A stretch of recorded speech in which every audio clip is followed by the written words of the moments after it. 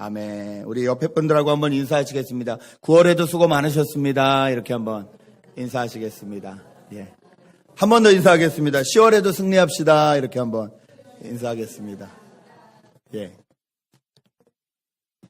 벌써 9월이 다가고 마지막 주가 됐습니다. 이제 진짜로, 예. 문자 그대로 3개월밖에 2016년이 남지 않았습니다. 여러분 한 해를 잘 정리하고 계시는지요? 10월, 11월, 12월 이 3개월 동안 우리 한 해를 좀 잘 정리하고 하나님 앞에 올려드릴 귀한 열매를 좀 올려드리는 이 나머지 3달이 되었으면 좋겠습니다. 질문 드리겠습니다. 여러분 예수 믿으십니까? 예, 다시 한번 여쭙겠습니다. 예수 믿으십니까? 예, 그리스도인들이십니까? 예, 그렇다면 그리스도인 하면 생각나는 특징들이 있으실 것입니다. 그리스도인들을 어떤 사람들을 그리스도인이라고 하는가? 나는 어떤 사람을 그리스도인이라고 정의 내리고 있는지 이 시간에 30초 드리겠습니다. 옆에 분들하고 한번 잠깐 나는 그리스도인들이 이런 사람이라고 생각합니다. 잠깐 좀 나눠주시기 바랍니다. 예.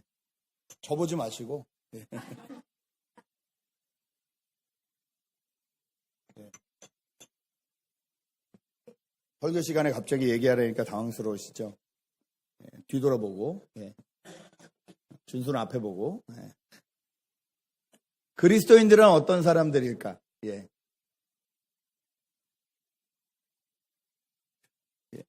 먼저 재밌는 사진을 좀 보여드리려고 합니다. 우리 첫 번째 사진을 먼저 좀 이 3가지 사진을 보실 텐데요. 누군지 맞춰보십시오. 이게 첫 번째 사진이고요. 아우 잘생겼다. 아, 잘생겼다. 두 번째 사진 보겠습니다. 아유 잘생겼다. 똑같이 차를 닦아도 준수보다 훨씬 잘생겼다는 생각이. 세 번째 사진 보시죠. 아유. 자, 누구일까요? 네, 접니다. 예. 저 사진은, 어떤 앱을 이용해서 이렇게 막 얼굴을 번지게 하는, 예, 그런, 장난스럽게 재밌게 하는 앱을 사용한 사진입니다. 예, 정말 저렇게 될까봐 겁나는데, 예, 첫 번째 사진 보셨죠? 예, 원래 저게 접니다. 안 믿으시겠지만, 20년 전에. 예, 정말입니다. 안 믿으시죠? 저희 집 와서 보시면요. 저 사람하고 제 아내하고 같이 달려있어요. 그래서 많은 사람들이 착각을 합니다. 와이프가 재혼을 했구나. 예, 같은 사람일 리가 없다 하는데 저게 접니다. 예. 제가 왜 이 사진을 보여드렸냐면 이제 사진 치워주시고 자꾸 사진만 보셔서 정체성에 대한 문제를 좀 얘기하고 싶어서 그렇습니다. 아이덴티티. 여러분을 나타내실 수 있는 정체성. 여러분을 나타낼 수 있는 정체성이 뭘까요? 정체성이라는 단어는 변하지 않는 존재의 본질을 깨닫는 성질이라고 합니다. 말이 어렵죠? 변하지 않는 존재의 그 본질된 것을 깨닫게 하는 성질. 이게 정체성에 대한 이 사전적 의미입니다. 좀 쉬운 말로 하면 이런 겁니다. 나는 누군가에 대한 이 질문에 대한 대답. 나는 누구인가? 누가 당신은 누구십니까? 라고 물었을 때 대답할 수 있는 것. 누가 저에게 당신은 누구십니까? 라고 물으면 저희가 가장 먼저 반응하는 것은 이름입니다. 그렇죠? 그리고 사진, 얼굴, 좀 더 나가면 생년월일 뭐 이런 거 있죠. 저희가 저의 정체성을 나타내기 위해서 미국에서 가장 많이 쓰는 게 뭐죠? 아이디 카드, 운전면허증. 거기에 보면 저희의 사진도 나와 있고 이름도 나와 있고 생년월일도 나와 있고 심지어 머리칼 색깔, 눈 색깔, 그 다음에 키, 몸무게도 있는 거 기억하십니까? 제가 어젯밤에 다시 한번 제 아이디 카드를 이렇게 꺼내봤습니다. 맞는 게 하나도 없습니다. 이름하고 생년월일 빼곤 솔직히 말하면 생년월일도 틀려요. 왜냐면 저는 4월 생일인데 그 아버지가 어머니가 하셨겠죠. 한 달 뒤에 하셨기 때문에 5월로 돼 있거든요. 평생 저는 5월 생일로 이 신분증에는 나와 있어요. 근데 솔직히 말하면 저는 4월에 태어났거든요. 그러니까 이게 맞는 게 하나도 없어요. 예, 키, 몸무게 당연히 지금과 맞지 않습니다. 저희는 아이덴티티를 나타내기 위해서 아이디 카드를 쓰는데 자기의 아이디 카드가 자기를 정말로 나타내느냐? 그렇지도 않습니다. 예, 20년만 지나도 저렇게 얼굴이 변해 버리고 맙니다. 예, 저는 그래도 약과죠. 요즘 젊은 친구들은 특히 유학생들은 한국 한 번 갔다 오면 누군지 모르게 변하시는 자매들도 가끔 진짜 누군지 모르게 완전히 변신을 해가지고 한국에 하도 성형수술이 뛰어나서 완전 변신을 해가지고 오시는 분들도 있어요. 왜 그렇게 변신을 할까? 나는 누구인가에 대한 자신감이 없기 때문이 아닐까? 심지어 요즘은 하나님이 정해주신 성별까지 바꾸는 사람들도 있습니다. 그렇죠? 그런 수술을 하는 사람들도 있어요. 그런 사람들에게 정체성이 있다기보다는 정체성이 없기 때문에 이 정체성을 찾아 헤매다 보니까 그런 것까지 하게 되지 않는가. 나는 누구인가라는 질문은 저희가 참 생각하고 싶지 않고 좀 복잡한 문제 같지만 실은 항상 생각하고 사는 문제입니다. 저희는 나는 누구인가를 생각해요. 그렇기 때문에 다른 사람들이 나를 어떻게 보는지 너무너무 생각하고 삽니다. 다른 사람들에 대해서 신경이 쓰인다는 말은 무슨 말이냐면요. 내가 누구인가에 대해서 계속 생각하고 있다는 소리거든요. 그런 나를, 다른 사람들이 쳐다보는 나를 어떻게 하면 좀 더 잘 보일 수 있을까? 좀 더 멋있게 보일 수 있을까? 하고 정성스럽게 옷도 입으시고 화장도 하시고 여러 가지 꾸미시고 그리고 나타나십니다. 이 문제가 다 나는 누구인가에 대한 이 질문에 대한 대답이거든요. 나름대로의. 이 나는 누구인가라는 이 중요한 질문은 철학과 신학과 모든 인류의 이 본질을 다루는 아주 중요한 질문입니다. 이 질문에 대해서 올바로 대답할 수 있는 사람과 그렇지 않은 사람은 인생에 있어서 참 많은 차이가 납니다. 이 정체성에 대해서 가장 불안해하는 사람들 중에 한 부류는 입양되신 분들입니다. 입양되신 분들은 헷갈리는 거예요. 나는 동양계의 모습을 가지고 났는데 철들고 보니까 우리 부모님이 백인이세요. 학교에서 배운 걸로는 저 조합으로는 이 조합이 나올 수 없는데 과연 나는 누구지 그럼? 그 뿌리를 찾게 돼요.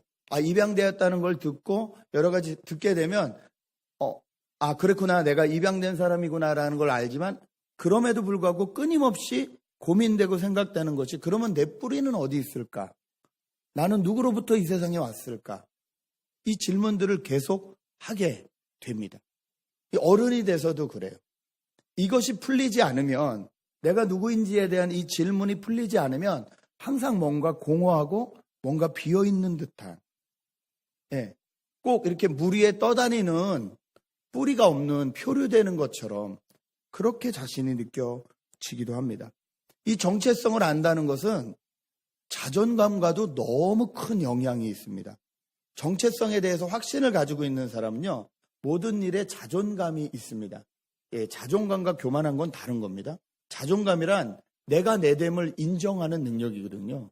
자신을 그대로 받아들이고 인정할 수 있는 능력인데 이 정체성에 자신이 없는 친구들은 자존감이 낮습니다. 자존감이 낮으면 어떤 일이 일어나냐? 계속 눈치를 봅니다. 뭘 하나 해도 계속 이렇게 눈치를 보면서 해요. 이렇게 했다가 저 사람이 나를 이렇게 생각하면 어떡하지? 이렇게 반대의 의견을 냈다가 저 사람이 나를 싫어하면 어떡하지? 가만히 있는 게 낫겠다. 자존감이 낮을수록 점점 조용히 뒤쪽으로 가기를 좋아합니다. 근데 자존감이 높은 사람일수록 실패해도 별로 두려워하지 않습니다. 당당하게 자기 의견을 말하고 또 겸손하게 그것을 이야기합니다. 그리고 그것을 또 받아들일 줄 압니다. 왜냐하면 내가 누구인가를 올바로 아는 사람이 다른 사람이 누구인가를 올바로 깨닫기 때문에 그래요. 그러면 정말 건강한 관계를 유지할 수 있게 됩니다. 내가 누구인가에 대한 자신이 없는 사람은요, 나도 자신이 없기 때문에 사람들하고 관계를 할 자신이 없어요. 인간관계가 참 어려워지고 힘들어지는 경우가 많아요. 그런데 내가 누구인가를 분명히 아는, 자존감이 분명한 사람은, 정체성이 분명한 사람은 관계도 뛰어난 능력을 갖습니다. 그래서 어릴 때부터 건강한 정체성을 갖는 것이 너무 중요하다. 그래서 요즘 교육이 뭐가 옛날에는 IQ 그랬잖아요. 한참 지나고 나서 EQ 그랬잖아요. 그것도 요즘은 지났습니다. 지나서 요즘 SQ라는 것도 나왔어요. 뭐냐면요, 스피리추얼적인, 영적인 능력이라는 거예요. 영적인 능력이 뛰어난 사람들이 있다는 거예요. 정말로 조사를 해보니까 영적인 능력이 뛰어난 사람들이 리더로 서 있는 경우가 너무 많습니다. 그리고 그 사람들은 자기가 갖고 있는 어떤 그 한계적인 것을 뛰어넘어 어떤 영적인 것들을 추구하면서 그 힘으로, 그 능력으로 이렇게 세상을 펼쳐나가는 것을 봅니다. 그래서 이 정체성에 대한 것들을 분명히 배우고 그 정체성에 확실히 서 있는 사람일수록 리더가 되는 역할들을 많이 하더라. 이것이 교육계에서 말하는.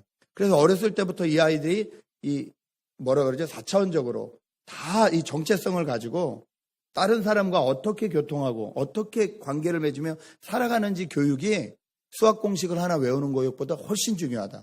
요즘 교육 방향이 점점 그쪽으로 가고 있습니다. 저희 때는 1 더하기 1은 뭡니까? 라는 게 질문이었어요. 근데 요즘은 아이들 이 수학 공부하는 거 보면요. 메스에 그렇게 나오지 않아요. 사과가 하나가 있는데 친구가 하나를 더 줬는데 그러면 몇 개가 될까요? 그 사과를 어떻게 하면 될까요? 그 친구하고 어떻게 나누면 될까요? 뭐 이런 관계적인 관계까지 수학에서 계속 아이들이 문제를 냅니다. 그렇게 생각하게, 창의적으로 생각하고, 생각할 수 있도록 내가 누구인가를 먼저 생각하고 나에 관계된 남은 누구인가를 생각할 수 있도록 이것을 계속 개발시키고 있습니다. 예수 믿는 저희에게도 나는 누구인가는 너무 중요한 질문입니다. 바울은 이 갈라디아 교인들에게, 갈라디아는 한 지역이 아니라 동네라고 말씀드렸어요. 오렌지 카운티처럼. 오렌지 카운티에도 여러 가지가 있죠. LA에도 여러 가지가 있잖아요. 저 팜데일도 LA인 거 아세요? 저 위에 팜데일도 LA이고요.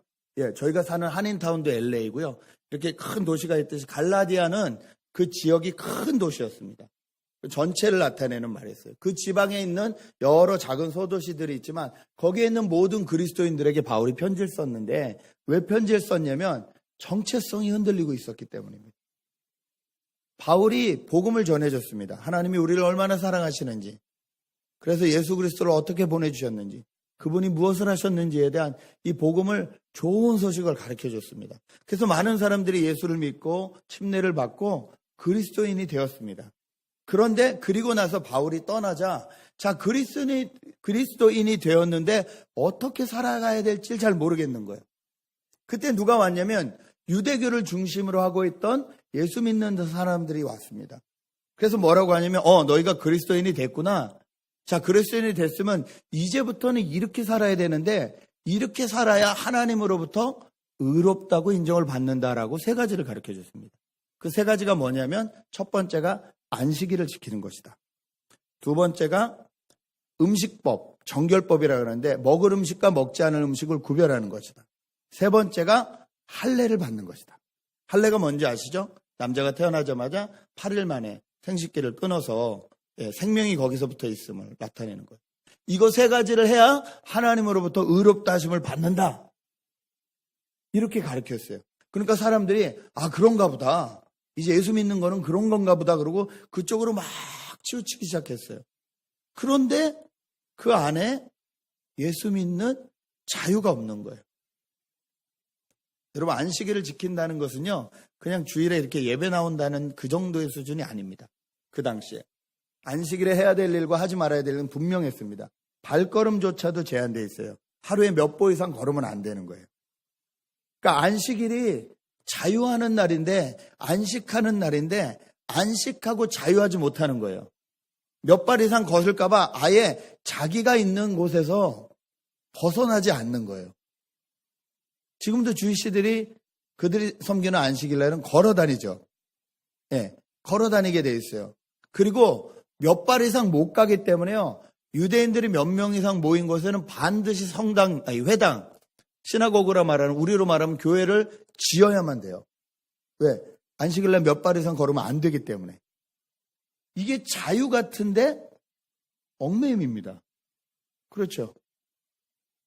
정결법, 발톱이 갈라진 건 먹으면 안 된다, 이건 먹으면 안 된다, 저건 먹으면 안 된다가 우리를 정결하게 하고 깨끗하게 하고 부정한 음식과 부정하지 않은 음식을 가려주는 것 같은데 실은 더 우리를 얽매인다는 거죠.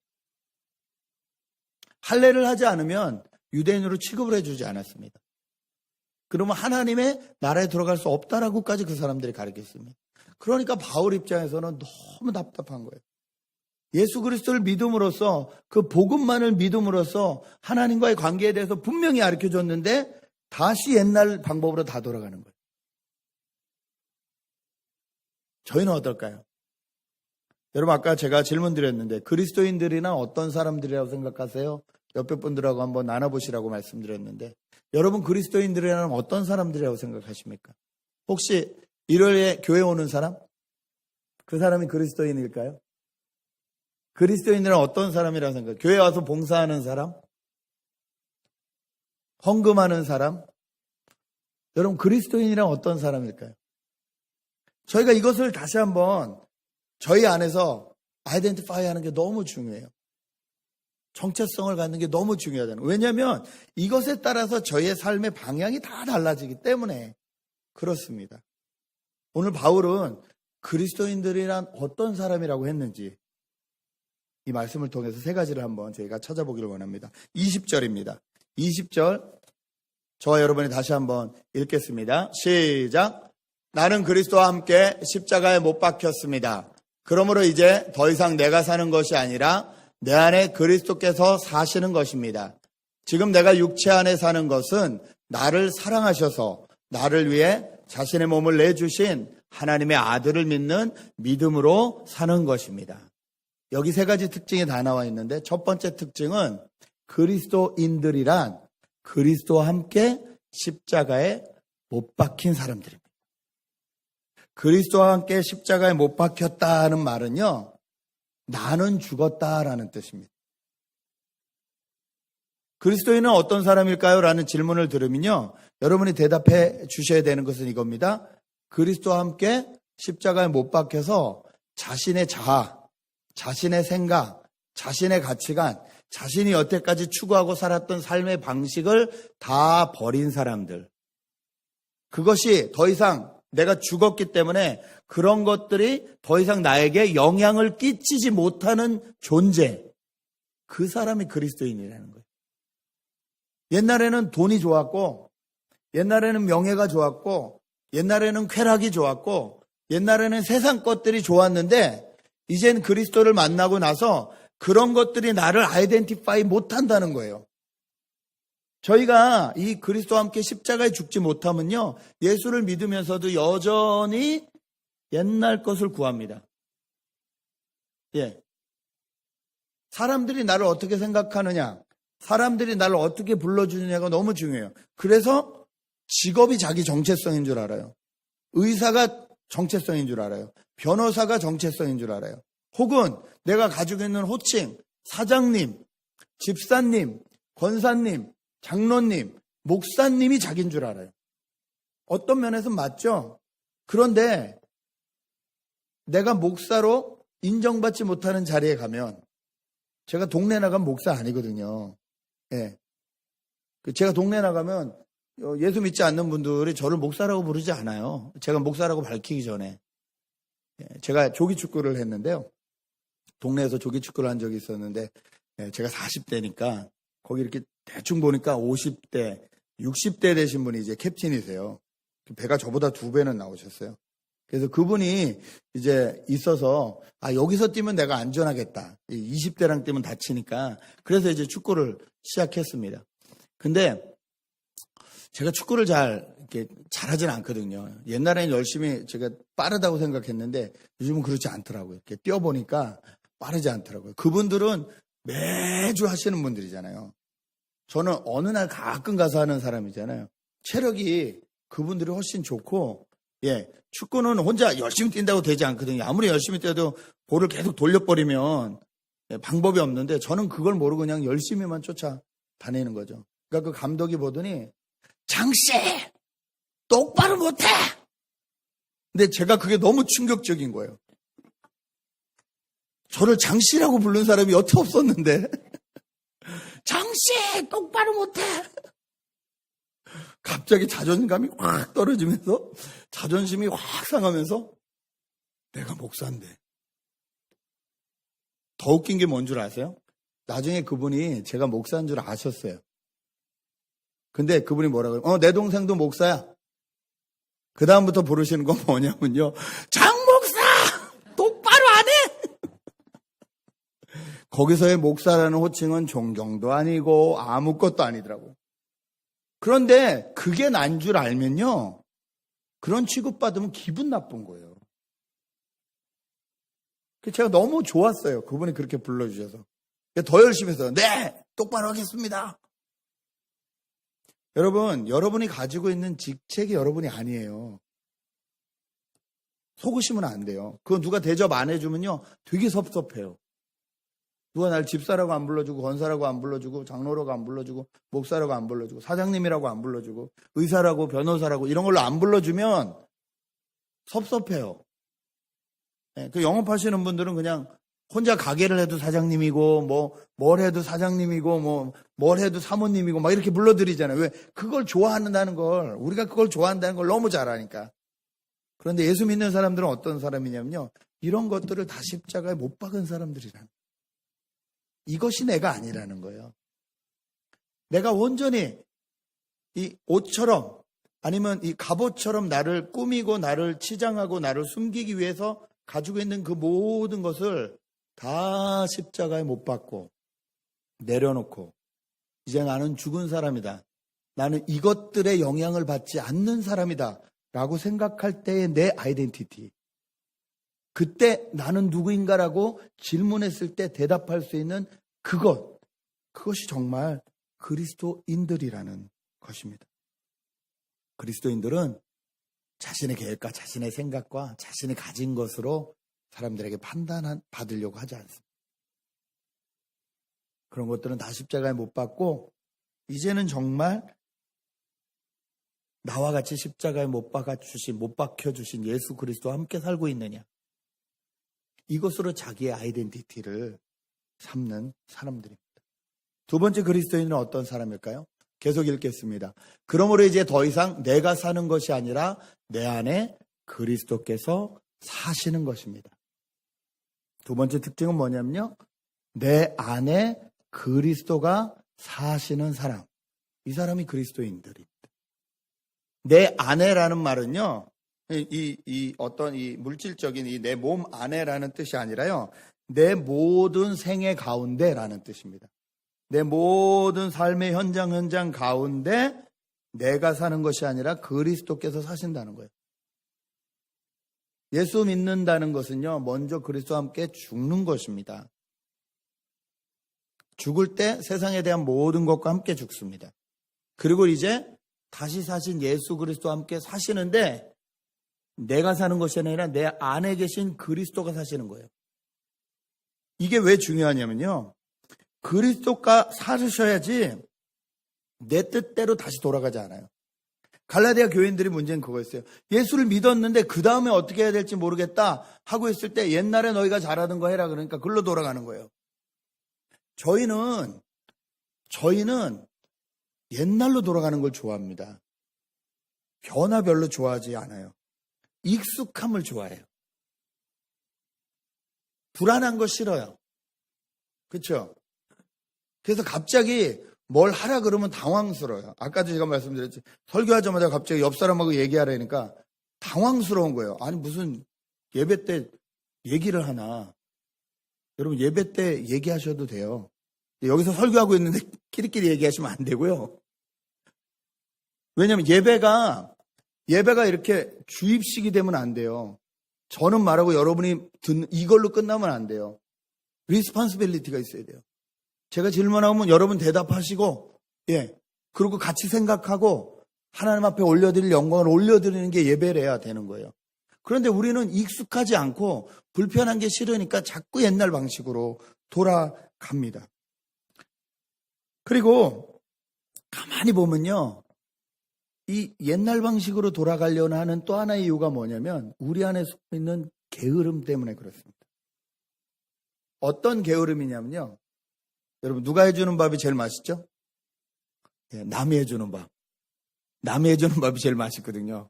엄마가 해주는 밥이 제일 맛있겠지만 남이 해주는 밥이 제일 맛있어요. 무슨 말이냐면 내가 하고 싶지 않은 거예요.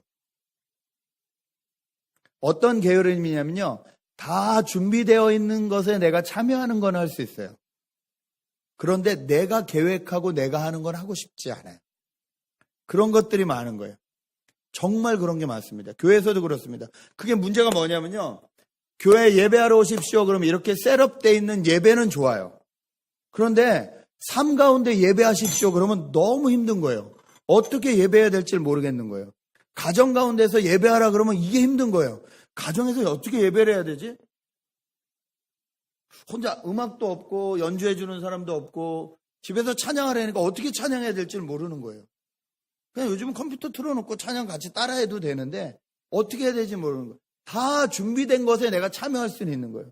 기도도 누가 기도문을 써주거나 기도 형식이 쫙 나와 있으면 그대로 하는 건 괜찮지만 그냥 그런 거 말고 여러분의 언어로 기도해 보세요. 그러면 이게 당황스러운 거예요. 저는 기도해 본 적이 없는데요. 정말 그럴까요? 순간순간 저희가 얼마나 하나님 앞에 기도하는데요. 하나님 살려주세요. 하나님 도와주세요. 이 시험만 합격하게 해주세요. 이 문제만 해결해. 이건 기도 아닌가요? 그런데 기도해 보세요. 그러면 떡! 저는 기도할 줄 몰라요. 왜요?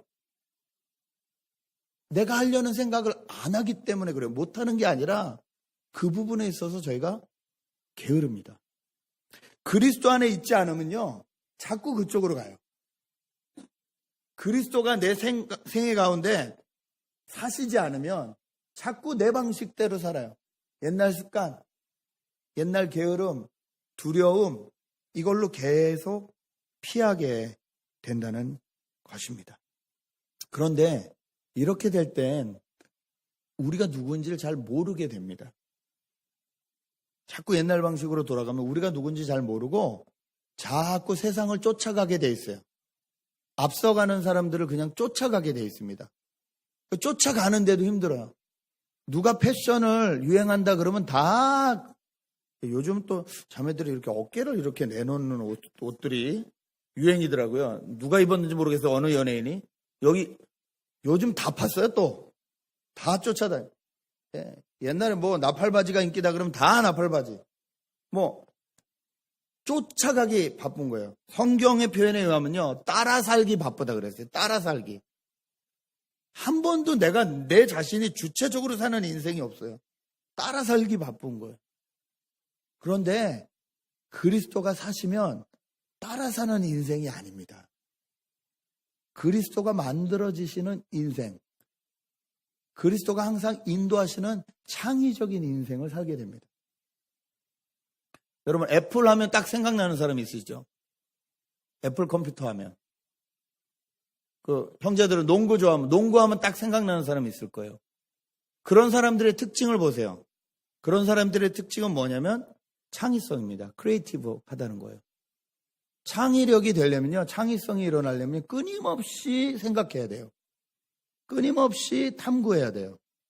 끊임없이 실패해야 돼요. 그런데 끊임없이 노력해요. 이러다가 만들어지는 것이 창의성이에요. 그리스도 안에 있을 때 이 창의성이 살아납니다. 그리고 그 창의적인 사람들이 정말로 그 사람들을 통해서 하나님이 일을 하시는 것을 바라보게 됩니다. 여러분 요즘은 컴퓨터가 너무 발달이 돼서 여러분이 지금 꿈꾸고 있는 혹시 꿈꾸고 있는 직업 가운데 20, 30년이 지나면 없어질 직업이 너무 많아요. 심지어 의사도, 심지어 변호사도 20, 30년 뒤에는 없어진대요. 어떻게 없어질 수 있을까? 뭐 수술을 하거나 그런 의사들도 남겠죠. 그런데 정말 사람의 손으로 안 되는 것도 정밀한 컴퓨터가 이제는 의학 컴퓨터가 수술에 들어가고 있죠. 지금도. 점점 그렇게 된대요. 특별히 약사는요.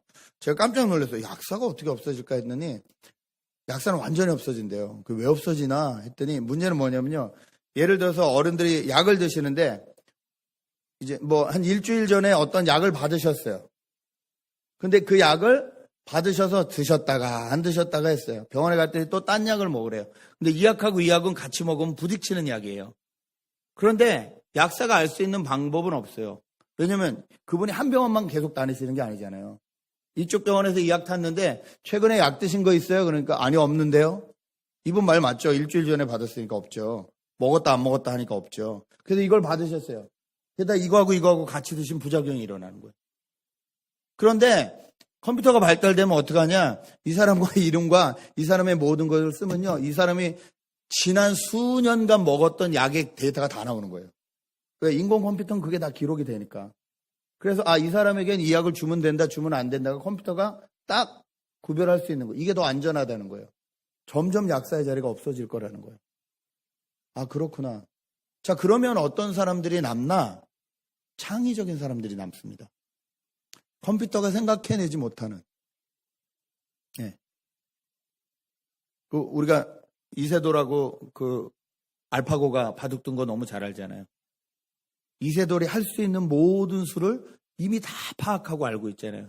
그래서 이세돌이 여태 바둑에서는 한 번도 둔 적이 없는, 저렇게 둬서는 안 된다는 엉뚱한 수를 두니까 컴퓨터가 헷갈려가지고 졌잖아요. 그것도 지금은 이제 또 교육이 돼서 그것까지도 개발을 한다고 하는데, 그러니까 이런 거예요. 이런 게 없으면 점점 자기의 정체성을 잊어버리는 세상이 되어가고 마는데, 우리가 그리스도 안에 있으면, 다시 말해서 그리스도가 내 삶의 주인이 돼서 계속 살아가시도록 그렇게 맡겨드리면 그분의 창의성이, 온 세상을 말씀으로 만드신 그 하나님의 창조성이, 창의성이 우리 안에 살아난다는 거예요. 지금은 여러분이 가정에서 CGN TV를 아주 편안하게 보실 것입니다. 이렇게 딱 틀면 항상 CGN TV가 나오고 하는데, 이 CGN TV가 언제 생겼냐면요, 1985년에 시작했습니다. 여러분 1985년 한국에서 사신 분들은 알 텐데 그때는 우리나라 정말 가난했습니다. 88년이 올림픽이거든요.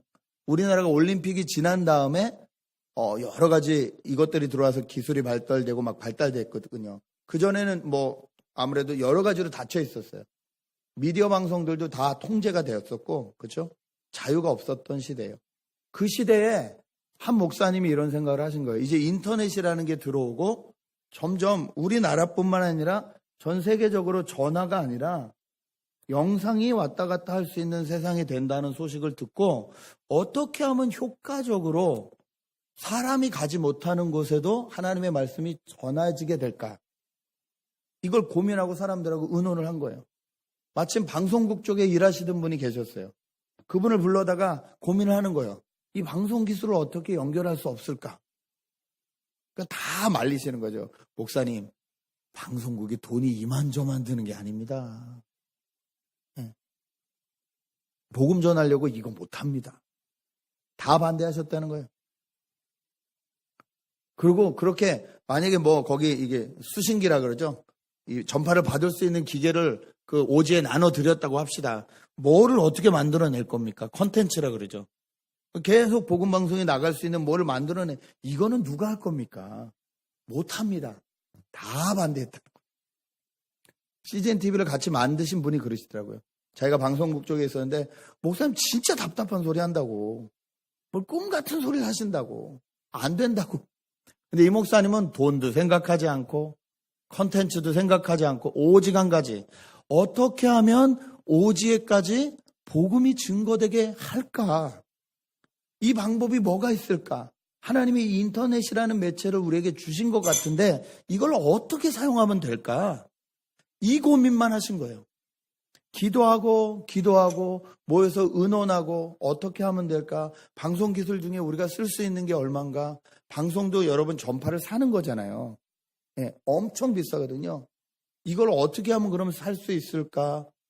고민해서 지금은 저희가 이 LA 지역 같은 경우는 너무 좋아서 수신기를 달지 않아도 18.4인가요?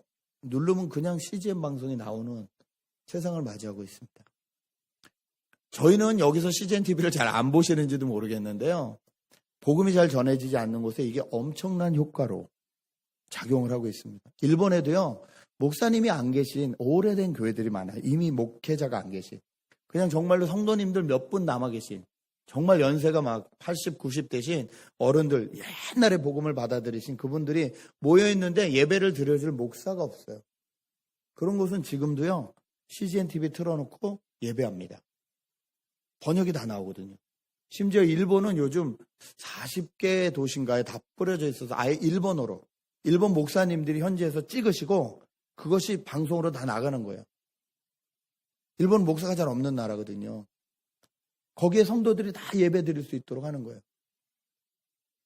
여러분, 이 일에 정말로 한 사람의 창의성이, 그리고 실패해도 괜찮고, 엄청 실패했대요, 처음에. 이 방송 이거를 사는 문제, 안테나 사는 문제, 뭐 손해도 많이 받고 뭐 했다는 거예요. 그런데 오직 하나, 복음이 전하게 하겠다. 이것으로 저희가 또 많은 선교사님들이 엄청난 혜택을 받고 있습니다. 하나님이 여기다 한류까지 연결을 시켜주셔서 이제는 모슬렘 국가 사람들도 CGN을 몰래 본다고 합니다. 왜냐하면 자기가 좋아하는 연예인이 나오거든요. 연예인이 막 간증하고 하니까 그거 찾아보려고 보는 거예요. 밑에 또 다 번역이 나와 있어요. 그러다가 예수 그리스도에 대해서 듣게 되는 거예요. 선교사는 못 갑니다. 네. 거기 가서 말 잘못하면 죽어요. 제가 터키를 가는데요, 내일. 터키에서는 절대 해야 되지 말아야 될 말이 있답니다. 뭐냐면 모하멧은 선지자가 아니다. 모하멧 is not prophet. 이 말을 하면 죽는데요. 진짜로 그 자리에서 돌 맞아 죽는데요. 저희 목사님들이 여덟이 가는데 제가 막 농담으로 그랬어요. 제일 말 안 듣는 사람 그 티셔츠 입혀가지고 밖으로 내보내자고. 지금도 선교사님들이 갈 수 없는 곳이 많습니다. 들어놓고 복음을 전할 수 없는 곳이 많아요.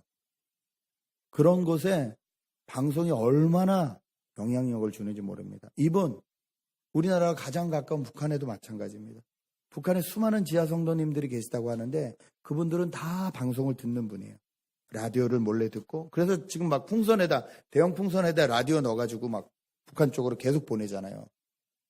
복음을 들으라고.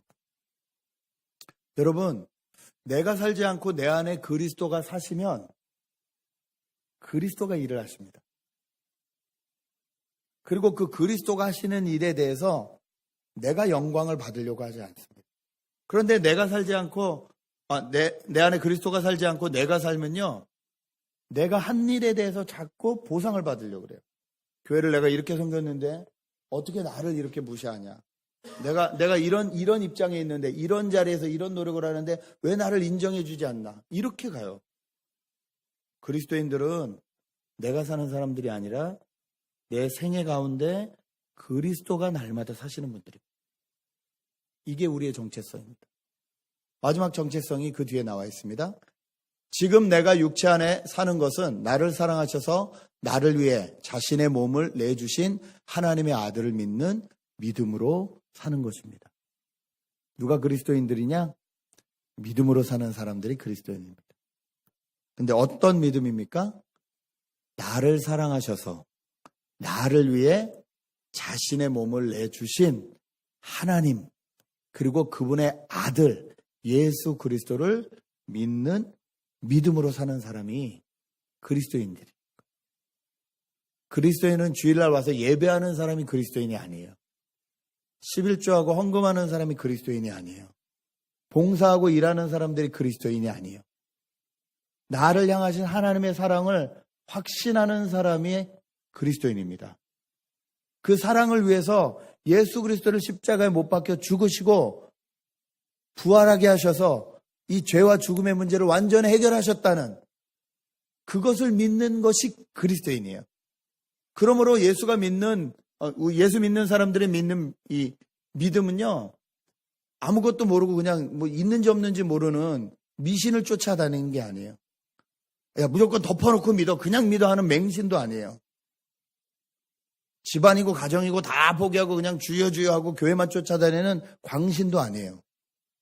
저희가 믿는 믿음은 하나님의 사랑을 아는, 그리고 그분을 그 사랑으로 예수 그리스도를 보내신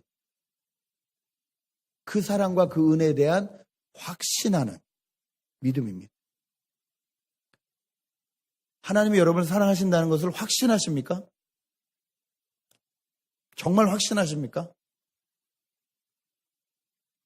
그 사랑에 확신이 있는 사람은요, 오늘 내가 조금 실패했다고 도망가지 않습니다. 그 사랑에 확신이 있는 사람은요, 내 방법대로 내 뜻대로 다시 살려고 노력하지 않습니다.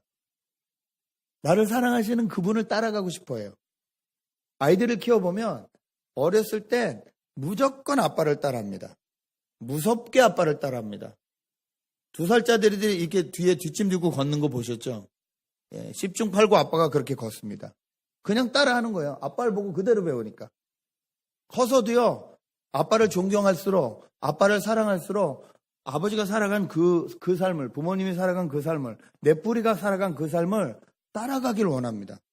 사랑하기 때문에, 존경스럽기 때문에. 하나님을 사랑하면요, 하나님이 살아가신 그 길을 우리가 따라가기 원해요. 그 삶은 그리스도를 통해서 우리에게 나타나셨어요. 어떻게 사셨는지. 예수님이 보여주셨어요, 이 땅 가운데. 그 길을 가는 거예요. 예, 두려워하지 않아요. 사랑하는 분이 있기 때문에. 같이 가는 거예요. 아니, 남녀가 사랑만 해도 바가지 하나 들고 그냥 냅다 가셔가지고 살다가 오시기도 하고 그러셨잖아요. 옛날 영화 보면 맨날 모욕 간다 그러고 그냥 이 바구니 하나 들고 뛰어가가지고 남자랑 주랭랑 쳐가지고 3년 뒤에 나타나고 막. 그럼 우리가 그 진실한 사랑 막 이렇게 얘기해. 아니, 사람만 사랑해도 그런데 진짜 하나님을 사랑하는데 내가 이것 따지고 저것 따지고 이거 재고 그렇게 따라가겠습니까? 아니요. 나를 하나님이 사랑하신다는 확실한 믿음이 있기 때문에 그 믿음으로 담대하게 나가는 겁니다. 날마다 그렇게 나가는 겁니다. 이런 분들이 교회에 오시면요, 똑같이 교회 봉사를 하는 것 같은데 달라요. 왜? 하나님이 나를 사랑하시는 그 사랑으로 내가 봉사를 해요. 네. 식사 준비를 하셔도 정말 하나님이 날 사랑하시는 그 사랑이 차고 넘쳐서 어떻게 하면 우리 성도님들에게 오늘 내가 아는 부족한 솜씨지만 가장 맛있는 걸 먹여드릴까. 재료도 최고로 고르고요. 네. 기도도 열심히 하고 정성껏 준비를 하려고 노력을 합니다. 봉사를 해도 어떻게 하면 정말로 무슨 아브라함이 천사 맞이하러 뛰어가듯이 오랜만에 오신 그 성도님들이 있으면 버선발로 뛰어가서 아유 반갑다고 어서 오시라고. 네. 그런 분들이 새가족 안내하고 하시는 그 교회가 살아나는 거예요. 그런 분들이 하나님의 사랑으로 하기 때문에. 저에게 필요한 것이 무엇일까요? 저희가 그리스도인이라고 말을 하는데 정말 저에게 필요한 것이 무엇일까요? 오늘 바울은 그리스도인이 된다는 것, 우리 아이덴티티에 대해서 세 가지 말했습니다. 십자가에 못 박혀 먼저 죽는 사람들이다. 이제는 내가 사는 것이 아니라 내 삶을 통해 그리스도가 사시는 사람들이다. 믿음으로 사는데 그 믿음은 하나님의 사랑으로부터 확신이 있어서 사는 사람들. 다시 한번 질문 드리겠습니다. 여러분 그리스도인이십니까? 아멘 하셔야 됩니다. 여기에 자신이 있으셔야 됩니다. 이게 진짜고요. 나머지가 부수적입니다. 교회에서 예배하는 거, 봉사하는 이거 나머지 부수적인 거예요. 그건 저절로 하게 돼 있어요. 이것만 확신하면. 이것이 확신이 안 되면 자꾸 과거로 돌아갑니다. 과거로 돌아가지 마십시오. 우리를 온전히 자유케 하신 그리스도의 복음 앞에 서십시오. 9월이 다 갔습니다. 10월, 11월, 12월 이 3달 동안 뭘로 사시겠습니까? 어떤 아이덴티티로 사시겠습니까? 직업, 명예, 돈, 미모, 내가 가지고 있는 것. 여러분 거기에 속지 마세요. 정말로 내 뿌리가 어디 있는지. 우리의 뿌리는 다 천지를 창조하신 하나님께 있거든요. 그분과 내가 어떤 관계가 되었는지. 영접하는 자, 그 이름을 믿는 자에게는 하나님의 자녀가 되는 권세를 주셨으니 이 아이덴티티 가운데서 자유하시고 하나님을 따라가시는 저와 여러분 되시길 주님의 이름으로 축복합니다. 마지막으로 20절을 다 같이 한번 큰 소리로 천천히 선포하듯이 읽었으면 좋겠습니다. 함께 읽으시겠습니다. 시작. 나는 그리스도와 함께 십자가에 못 박혔습니다. 그러므로 이제 더 이상 내가 사는 것이 아니라 내 안에 그리스도께서 사시는 것입니다. 지금 내가 육체 안에 사는 것은 나를 사랑하셔서 나를 위해 자신의 몸을 내주신 하나님의 아들을 믿는 믿음으로 사는 것입니다. 아멘. 이 시간 잠깐 기도했으면 좋겠습니다. 그렇게 살지 못한 시간들이 있다면 회개했으면 좋겠습니다. 하나님 그렇게 살기를 소원합니다. 다시 한번 고백했으면 좋겠습니다. 주님 앞에 조용히 한번 우리를 드리는 기도를 올려드리겠습니다. 기도하십니다.